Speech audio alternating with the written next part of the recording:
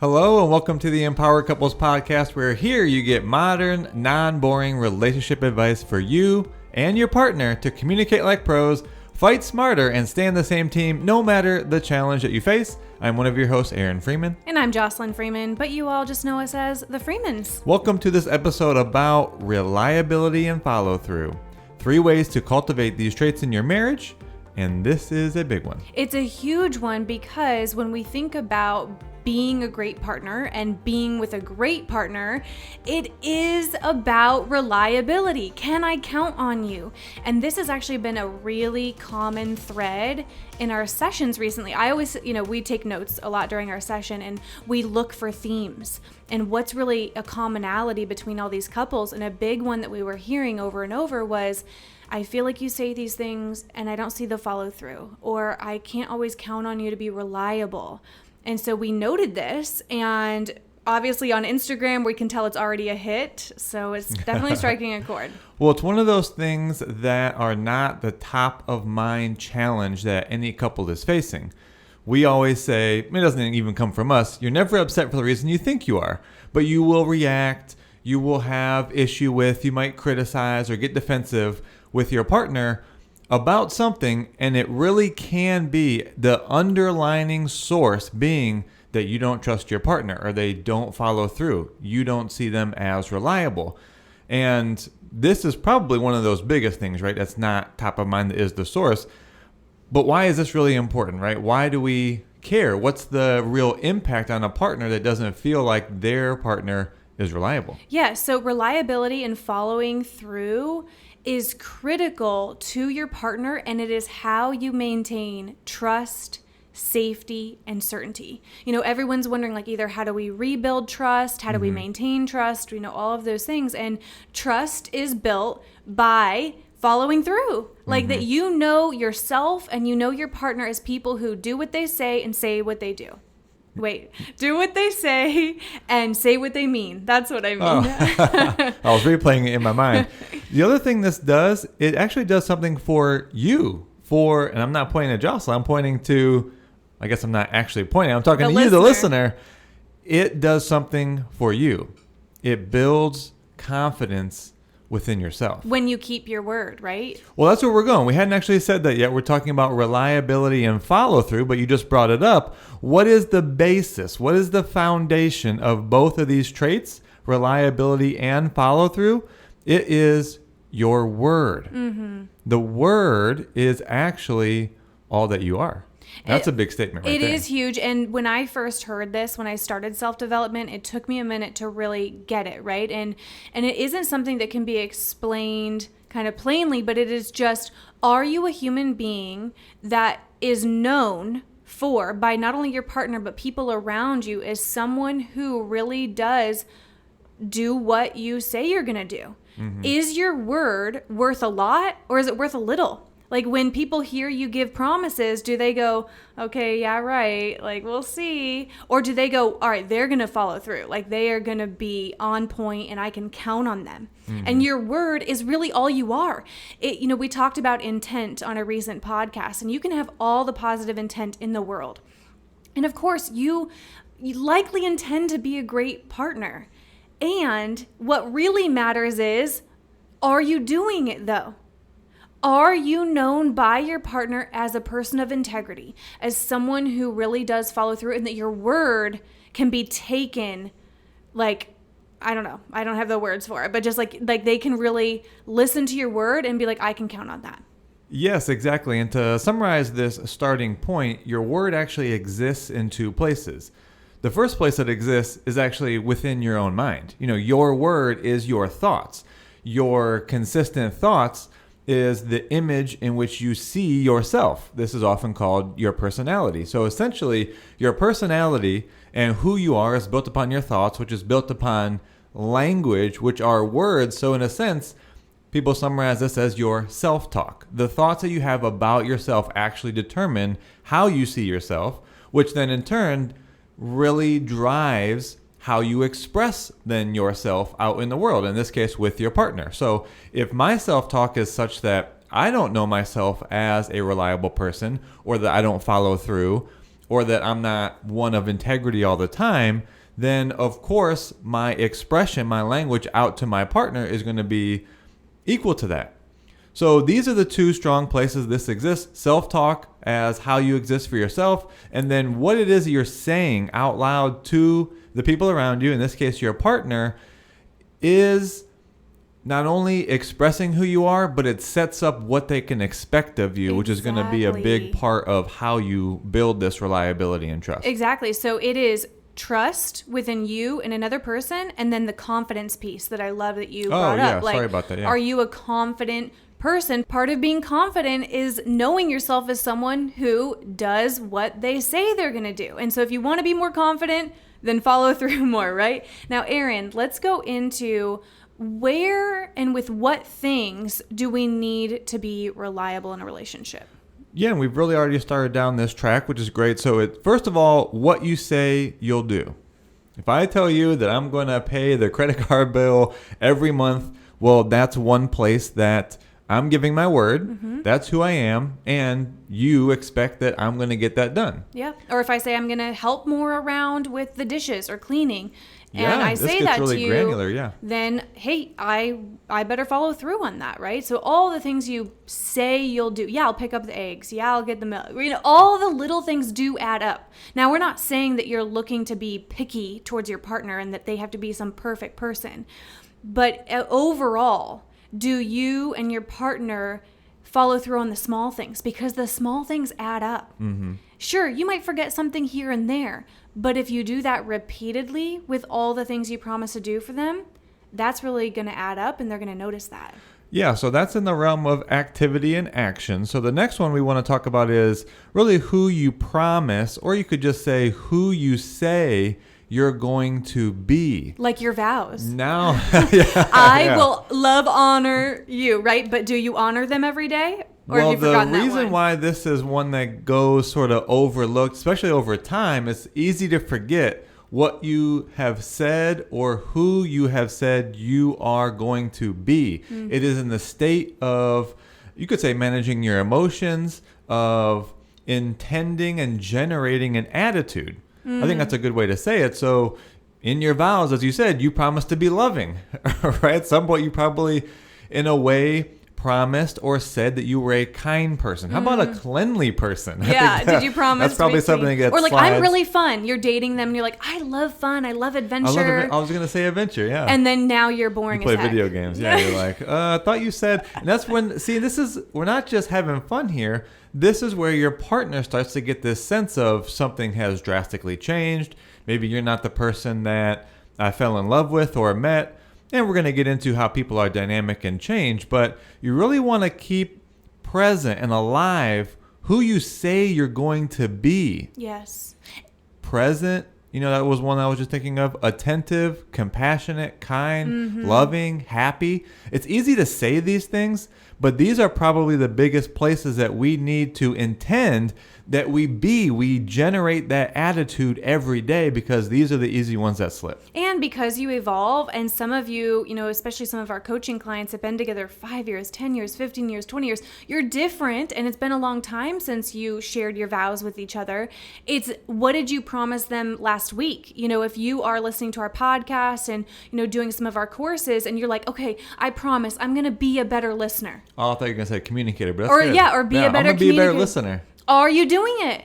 Like you went to a couples workshop and you're like, I'm going to be this better listener. And then next week you're the same. Yeah. And so that's a part of not being your word. Exactly. So I think you're getting it, right? It's the first one is what you do, but the second one, which we would argue is almost even more important, is the being. Mm-hmm. Like, are you being who you promise to be ongoingly, right? Like that is so critical. Okay, deep dive real quick. So for the advanced listeners, it is why this is so important is because who you're being actually drives your actions. So true. So if you're not actually being who you said you're going to be, then those actions, what you said you're going to do, are going to have a smaller probability of happening anyway. That is so true. We'll give you some takeaways too of like what you can do with these here in a few minutes, but let's go to the third one.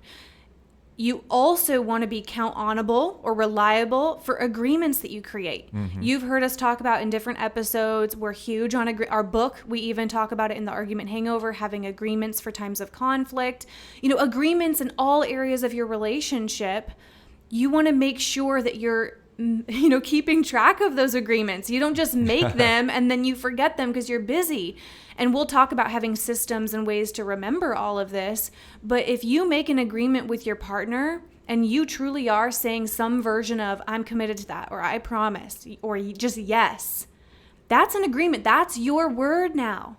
Yeah. And you want to be following through on that. Especially when it comes to your agreements for times of conflict. This was a part of a number of web classes and the workshop that we have. And the book. And the book, yeah. Mm-hmm. Essentially, it's so important here because when you're diving into the places that you're noticing your own triggers and you're coming to your partner and saying, hey, I'd like to make an agreement because I realize that when you swear or when you just turn your back during a conflict that triggers me, I like to make an agreement that we don't swear or we don't just turn our back without saying when we're going to come back.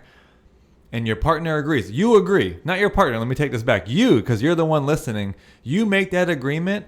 It becomes way more impactful that you must keep your word and be reliable and follow through on these. Why? Because this is a huge place of feeling unsafe if you don't. Yes. When you get into a conflict and you've agreed with your partner, I'm not going to swear, and then all because you get triggered again, you let it go and you start swearing, you will ramp up. You will magnify the level of not feeling safe that your partner feels. Oh, absolutely. And I know some of you are going, oh my gosh, Freemans, but that's really hard, or I'm working on it. And I'm just not perfect yet, right? I want to say, I don't care. Work harder. Commit to it. You won't be 100%, but I don't care about that. If you make an agreement, it's time for you to start owning up to where you give your word. This is the only thing that determines who you are, especially in the experience of your partner or anyone around you. So it's time to get it together.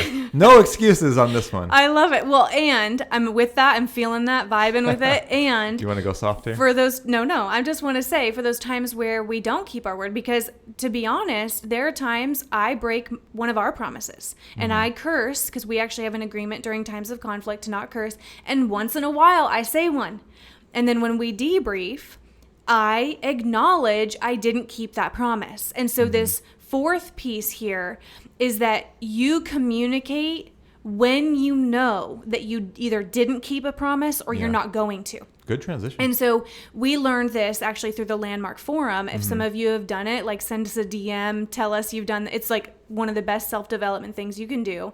And in the Landmark Forum, they talk about how integrity and honoring your word, or it is actually honoring your word. It's not always keeping your word. You're not going to be perfect. Yes, I want to vibe with your motivation moment of go for 99% of the time. Really try to. So that's the difference. When you say that you're going to do something, that's the keep. So when you intend and you commit to actually doing that or being that, linking back to those two, that's the keeping.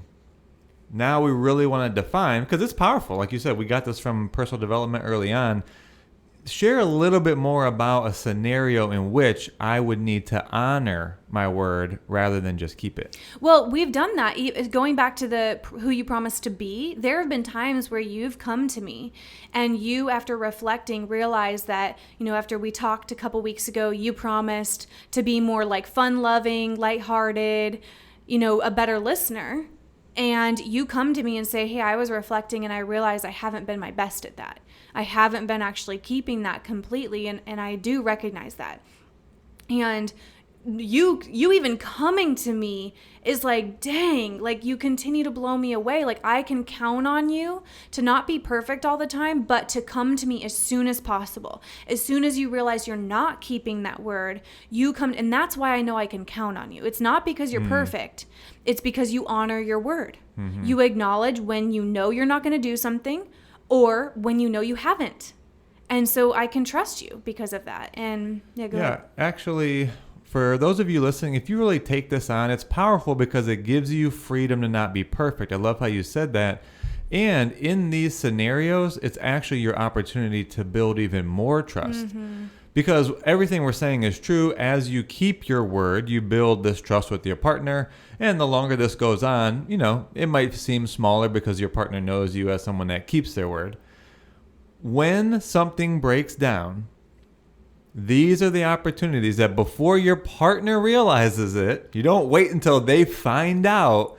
You come to them and say, hey, you know what? I know I promised to do this. I promised to be this type of person.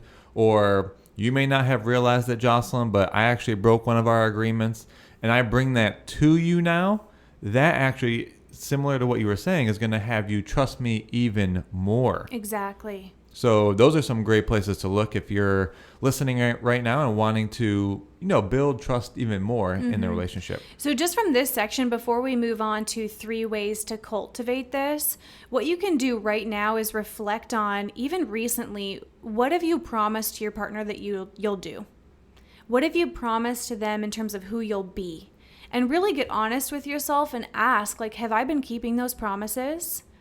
Or are there some that I need to honor my word? Mm-hmm. I need to go to them and I need to say, I realize I've not been keeping my word, but I want to honor it. And I want to acknowledge that. And then probably remake a promise or agreement at that time. All right. I want to do one more just go ahead. for the deep personal development people. The junkies. Yeah, the junkies here for sure. There is one more part to word, the places you can be your word. And it's really actually a hard one, but I wanted to acknowledge it for all the junkies. Personal development junkies. Sorry, yeah. Because there could be different types of junkies. It's actually that you have integrity or your word is honored in what others expect of you. And again, even as I reflect on this one's hard because it actually has to do with people's perception of you. Now, obviously, we don't live life in accordance to that everyone sees us as a really positive or a good person. You don't live your life that way, but as a very super advanced person that of high integrity, you start to look at, well, based on things that I've said, how I portray myself, based on my way of being around people, what is it that, I'll take this further than the relationship, what is it that coworkers expect of me? What is it that friends and family have come to expect of me? What is it my partner actually expects of me? And so this is not implicit in the things that you've now actually said. It's looking at these places of the way I've shown up. How is it that such and such a person, what do they expect of me? And why is this important? Because in people's own expectations of you, if you start to manage those, this is a really powerful place to live as a person of integrity. Exactly. And if you're actually actively looking for where do I manage the expectations of those around me, as well as be responsible for keeping integrity alive there, or, here's a powerful one, honoring the places where people have an expectation of you, but you come to them and say, hey, it seems like you might expect me to show up a certain way or at a certain time. And I want you to know, looking forward in what I'm up to, you're not going to be able to expect that of me. Exactly. Whoa. Yes. I mean, again, this is a hard one because this takes a lot of mental effort to start to look at these places. So if you did all the previous ones, you're still going to be in good shape in your relationship. That one, I love that though. Okay, let's go into 3 ways to cultivate these traits then within your relationship. The first one is eliminate all excuses. Eliminate the excuses. If when your partner brings something up to you because you promised it and you go, oh yeah, but I couldn't because this, and this. No, scrap that. You didn't do it. Plain and simple, period. Wow. And you can either live your life based on excuses. Sorry, I slept in. Sorry, I forgot. Sorry, I got busy at the meeting. Sorry about the... No. Yeah, we justify a lot there too. Right. And so, I'm doing so much for the family. That's why I didn't do what I said I was going to do. Sometimes context is helpful, but excuses very rarely are. And especially it won't be helpful to your partner if they really feel impacted by you not keeping your promise around something. So you want to eliminate the excuses and instead, let's say you forget something, you don't follow through. That would be going to them and, just like we said, acknowledging that you didn't follow through and acknowledging the impact. hey, I didn't help you clean this weekend, and that probably left you feeling overwhelmed and tired, and you didn't get to relax. And I'm so sorry about that impact on you. And you might have felt that you couldn't count on me. Exactly. It's not, sorry I didn't help you this weekend. I got really tied up, and, I took the kid to soccer, and then, no, period. What was the impact? And then make a new promise. And notice, you could say this too. Hey, I realized I was a little overambitious. I didn't really look ahead at how many activities there were on getting kids to soccer or activities. And I did say I was going to help you. For the future, I'm going to really look at what we have coming up as far as activities before I make promises that I probably can't keep.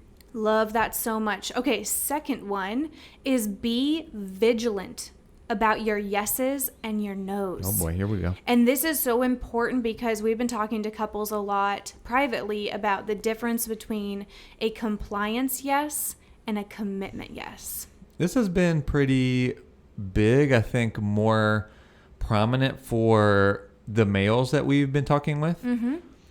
And I understand the intent behind it. It's you want to support and fulfill on all the things that you say. You want to support your partners. Or tell them what they want to hear. Yeah, that's I'll do true that. too. Yeah. I mean, it doesn't come from a bad place, but you do end up saying yeses, like you just said. Yeah, I'm going to do that. Yes, I am going to help you clean, using that example. Let's say your partner came to you and said, hey, I haven't been experiencing as much passion, desire, or you initiating sex and intimacy. And then what does a partner say? Okay. I'm going to do that more. Okay, there's a big difference between giving a compliant yes, as you just said, and then a real commitment yes, where you actually give your word with the intent to fulfill on it, not just move on from the conversation, not to avoid the emotional impact that's there on your partner, and not just because you're busy, so you're just saying things out of your mouth. Another powerful principle here is if who you are is your word, you can't be so flippant. I knew you were going to like that because we don't use that very much. You can't be so flippant with what you say. Exactly. You have to really contemplate. What am I giving my word to? Am I really committed to this? Obviously, the honor of the word kind of comes later. But you can't just go around saying yeses to things. And a lot of people think, well, I don't want to say no or hurt their feelings. Well, think about this. It's not a no and then you stop the conversation. Say, no, well, I can't do that. But what is it that you're really needing? And think of a better way or a different time you can actually help your partner fulfill on whatever request they have. I cannot even tell you guys how much my life shifted because I really started to get this principle early on in our relationship when I started self-development. Definitely before I did. And realized how much I was just telling people yeses when I didn't really mean it. So of course people didn't fully count on me. Of course people didn't say like, oh, when Jocelyn says something, she's going to follow through because I was, like you said, flippant about the yeses to even the small things. Quick example from this weekend. Someone reached out to us, one of our clients. Hey, need to talk this weekend. Can you just ring me, when you're free? Well, I don't operate based off of like, yeah, ring me when you're free. I live by like my schedule. And when I have free time, I'm really present. I'm not just like looking, at my phone a lot of times. So I said, hey, you would be better off scheduling with my scheduling link here. And that's how I will keep my promise. Because otherwise, if I said, yeah, I'll call you, I wouldn't probably. Yeah, I often forget when I do that too. Exactly. Primarily because I think you're going to bring this up later, but we don't need to rely on our memory. Yes. We don't need to rely on our brain power for that. And you're probably going to link to this, but help yourself out. And for us, when we've lived so intently to be in integrity by having a system in place, then when we don't use that system, it's like we totally forget. Yeah, exactly. And so the second point here, be vigilant about your yeses and your nos and become someone who's very committed when you give your commitment yes, and eliminate as many compliance yeses, which like you said are just trying to move on, trying to appease someone, trying to not hurt their feelings. Be committed to that. Now the third one. And your no too, just to round that out. And the no. And have your no be no and. Yes. Not no period and then stop talking and shut your partner down. Say no and how about this? I love that. Okay, so you started to go into the third one here, which is create systems for your own accountability. Like you said, we don't rely on our memory. You and I literally do not go, okay, yeah, I'll remember to do that. If you and I say something to each other, it is, and what I love actually, because of course we use our calendar. We're obsessed with our calendar, you guys. Like everything from like call the vet to call your dad to, hey, go run this errand. I'm just driving to go pick up something later and it's scheduled for an hour after this. Exactly. And so we live by our calendar, but I also love going back to not everything is about what you're going to do. Sometimes it's about who you promise to be. I love it when you promise something to me about, hey, I'm going to be more kind, or I'm going to be a better listener, or I'm going to be more fun. You make it your screensaver. Oh, I've seen you do that sometimes, several times, and I love that. Or you are journaling about it. It's on your notebook. You have reminders, on your daily notebook that you go to. I actually just got a tattoo on my forearm. Oh, great. I would be shocked if you got a tattoo one day. That would be hilarious. But the principle here is don't rely on your memory. Create a system. Whether that's a wall calendar, a virtual calendar where you guys put everything. Maybe there's even cool apps where you can put your to-dos and put a date that you really can follow through. Don't just say, yeah, today, or yeah, this weekend. No, give a date that you can actually follow through. For some of the maybe old school type people, go back to those Post-it notes maybe. And we review things ahead of time. So a big place people, fall through the cracks, they don't follow through, they aren't counted on, is because you're just kind of living your life spontaneously. You wake up and then you realize you gave too many promises that day. You're overwhelmed. So then you have to let some things go.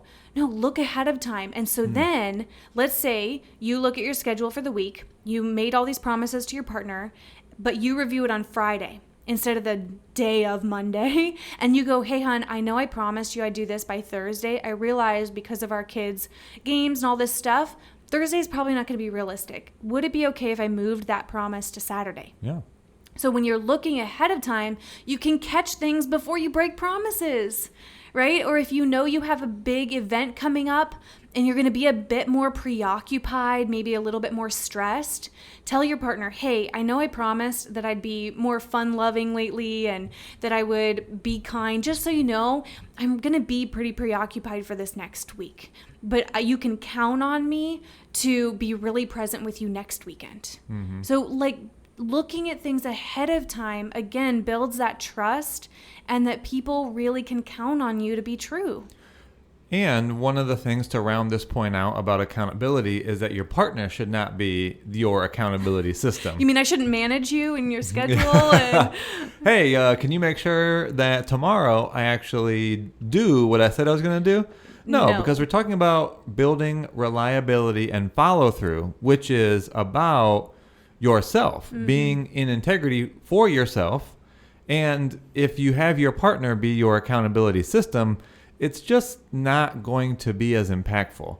And then your partner will probably end up feeling like they have to manage you. They might end up feeling like your parent. They have to remind you. It's going to have more of the opposite effect. Exactly. It's for sure, maybe not in reliability, but it's probably going to decline your passion for each other. So you don't want to go down that path. So before we go into what to do if your partner hasn't been reliable, because I know some of you are thinking, oh, Freemans, I wish they listened to this episode. They need to be more reliable. Really quick, we want to celebrate, and we haven't even fully publicly announced this yet on social media, but we are hosting an in-person couples workshop in Arizona, August 22nd. And literally, we have missed these for a year and a half. We haven't been able to do these. And before that, some of you know, we hosted them monthly. Yeah. And they sold out every single time. So we've hosted over 40 workshops. And so you can come August 22nd if you live in or near Arizona, or you just want to fly in. Yeah. I don't care if you're from across the world, come hang out with us. There are limited seats, so make sure to go to thecouplesworkshop.com. Seats have already been filling up and we haven't even started marketing it. So if you're wanting to come in person, go to thecouplesworkshop.com. Now, if some of you are hearing that and you're like, oh man, I live in India, or I live across the world and it's not realistic for me to make it this time.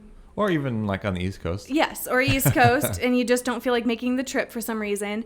We wanted to do something special. We actually had our workshop recorded in studio because it's a half-day event, you guys. This isn't just a 1-hour workshop. It's a half-day event where we not only go into communication, but we also guide you in creating your couple's vision statement. Oh, yeah, we had a few messages this week, right? Yes, About that? even this morning I opened up our DMs and someone said, hey, how do we create that couple's vision statement process?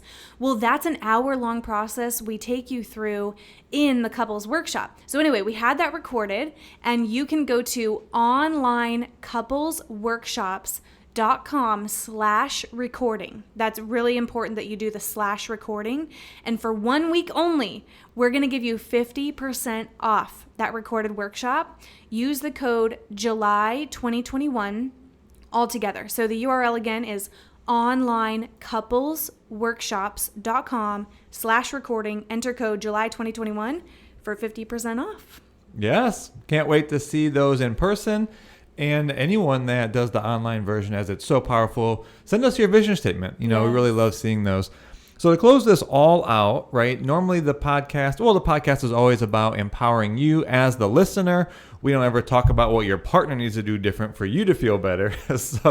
But we're going to give you a small portion. So, Jocelyn, of course, we get the question, what do I do if my partner now isn't showing up as reliable or they're not following through? And the easy one, really, because it goes back to our episode 168, ideally bring these up in your family meeting scheduled times. Yes. So it's really important that you pick the timing. What you don't want to do is blindside your partner at the end of the workday. They're exhausted, and now you're going, oh, great. Now you're not following through again on this. Oh, well, one quick thing. Yeah. Forget about the end of the day. In the moment. Oh, that's true. Yes. Oh, okay. You said you were going to do this, but here you are standing right now. So you're doing that in a triggered state. Exactly. And so picking a better time where you can more so review things together, the family meeting is the best time because you've set an intentional space where both of you are committed to listening to each other, to having an honest conversation where you're reviewing. How are we doing here? That's the best time to bring up places where you feel they haven't been reliable. Now, with that, if you're going to bring it up, Aaron, should I say, oh, by the way, Aaron, you have not been reliable. I can't count on you. Is that the way I should say it? If you want me to be defensive. So what you want to do is focus on or direct your conversation to be about the behavior and not your partner. Like labeling them. Yeah, so you don't want to label them as, well, you're unreliable. Mm-hmm. You're a liar. You don't follow through. Oh, wow, liar. That's strong. That was strong. But either way, so just notice if you're having this conversation with your partner, sort of labeling them as being a set, fixed, rigid way, rather than focus on the behavior. Hey, you said that you were going to pick up the kids. This might not be the best example. The one from earlier was, like, pay the finances on time, right? Hey, you said you were going to do that and you didn't. And here's so you're talking about the action. You're talking about the behavior. So once you bring forth the behavior rather than your partner being this way, then you say, when you don't follow through on paying the bills, it has me feel less trust. It has me feel stressed. It has me feel a little bit anxious. So you want to share now what the emotional impact is of the behavior. And that's much better than, again, like making it about criticizing them or just making them feel as though you are just disappointed in who they are as a person. That'll only create defensiveness. Instead, it is, hey, when this does or doesn't happen, here's how it impacts me. And kind of making it more just like from a logical sense. Just like, here's the logical impact. Of course, it's an emotional one as well, but it's much better than it being pointing fingers, being about creating this negative idea of who they are. The aspirational point here is that as human beings, we are the most dynamic systems really on the planet. Even think about your iPhone and the technology. Actually, the human being is actually the most dynamic piece of technology that's out there on the planet. So that's interesting, right? But that being said, that means you can choose any of an infinite amount of ways of being in any single moment.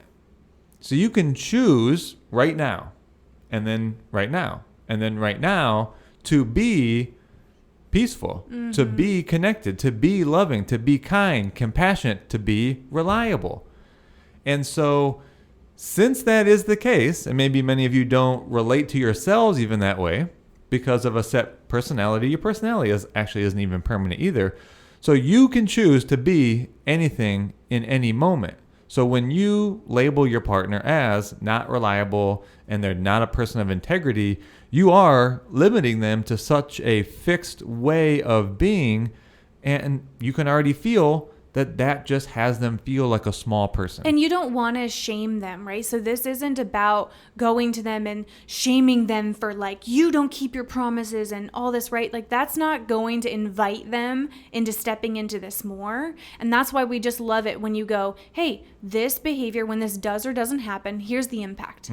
And do we need to set a new agreement? Or hey, do we need to renegotiate the promise around this? Because that's really what it's linked to. Perhaps they gave a compliance yes when it actually doesn't work for them. It doesn't work for their schedule, or they don't want to be that or do that. And so you can say, hey, what could you actually be committed to? Something I just thought of. And once everyone listening gets through their own vision statement, you might actually find that the things you've been saying yes to are not in alignment for the vision that you have for the relationship either. I love that. And you probably haven't been thinking about that, especially if you didn't have a vision statement before. And then lastly here, what to do if your partner hasn't been reliable is really focus on the things that matter the most to you. So the ones that are the 8 out of 10, 9 out of 10, 10 out of 10. Don't nitpick the 1 or 2 out of 10. Like, you know, it's really not that important, but you're holding them to such a standard of perfection that it can never win for you. You don't want your partner to feel like, oh, I just never can win for you. I never can do enough. And it's all the small things, right? Like, of course, like I said in the beginning, the small things do add up. But if you're working on holding space for them to be more reliable, to follow through, then you want to focus on the things that really do matter to you. Like an 8 out of 10. We do the out of 10. So how important to you is this to you? Oh, yeah, the rank of importance. So ideally something that's like a 9 out of 10 for you. So with that, everyone, we've covered a lot here. You may want to listen to I say this every time, but sometimes it's good to listen twice because we give you some really important like pieces of language and also steps that you can implement. And let us know if this was a helpful topic for you. We love getting the DMs on Instagram. And, you know, how you're trying it, how it's working, and just give it your best. Because like you said, like this is something to aim for, to be a partner where you can count on each other. Your partner can count on you to follow through. That is the most attractive trait that there could be. And then also check the show notes for the workshop, both the in-person one and then the 50% off for the recorded version.